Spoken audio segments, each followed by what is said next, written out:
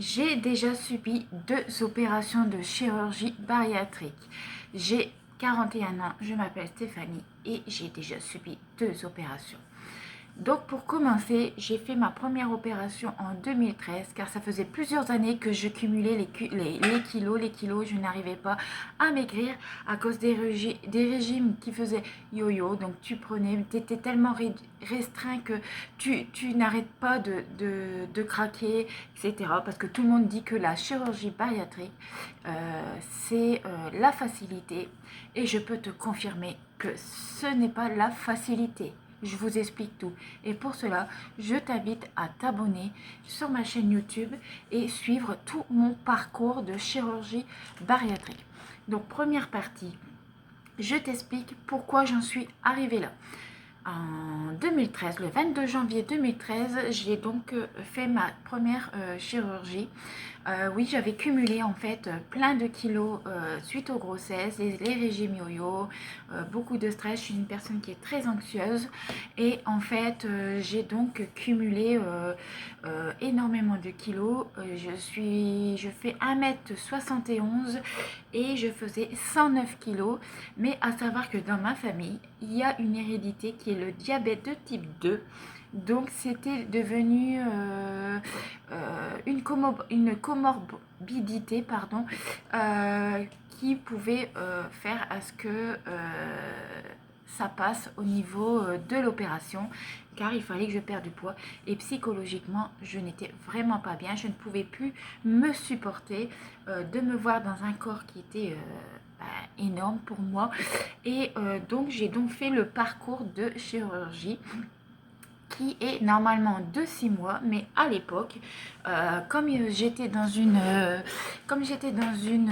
clinique, il fallait prendre tes rendez-vous toi-même. Et si tu avais fait tes rendez-vous toi-même, tu pouvais avoir ta date d'opération plus vite que prévu.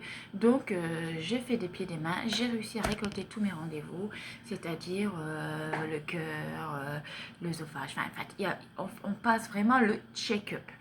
Et après, on a eu donc la réponse favorable de la sécurité sociale. Ensuite, donc j'ai eu cette date qui était donc le 22 janvier 2013. J'aurais dû être opérée le 8 janvier 2013, mais à savoir que le chirurgien est tombé malade à cette époque, donc mon opération avait déjà été reportée de 2 semaines. J'étais deg, mais bon, c'est comme ça, c'est la vie. Donc, à partir du 22 janvier 2013, c'est quelques temps avant, le chirurgien, donc il y avait à l'époque 3 opérations. Il y avait l'anneau gastrique, il y avait le bypass gastrique et la sleeve gastrectomie. Moi, il m'a dit d'office, vous avez 4 enfants, je vous ferai que l'anneau gastrique. Je ne veux pas, vous êtes jeune, puisqu'en 2013, j'avais 30 ans, enfin j'allais avoir 30 ans, et donc il m'a dit, vous êtes jeune, donc on est parti sur un anneau gastrique, parce que j'étais bien décidée à me faire opérer pour perdre ces kilos en trop. À savoir que j'ai eu beaucoup de personnes qui m'ont dit faut pas faire ça, c'est la facilité, et patati et patata. D'autres qui c'est dangereux. Et en fait, si tu écoutes tout ton entourage, tu ne passes jamais sur le billard. À savoir, moi, que j'ai été très très très soutenue par mon mari. Selon le choix que j'avais décidé, mon mari était là. Bon, je ne dis pas qu'il n'avait pas peur, mais c'était aussi pour ma santé mentale et physique. Ensuite, donc, je me suis fait opérer de l'anneau gastrique. Je t'invite à t'abonner à ma chaîne YouTube pour les prochaines parties où je t'explique l'après de mon anneau gastrique. Allez, je vous dis à bientôt dans la prochaine partie.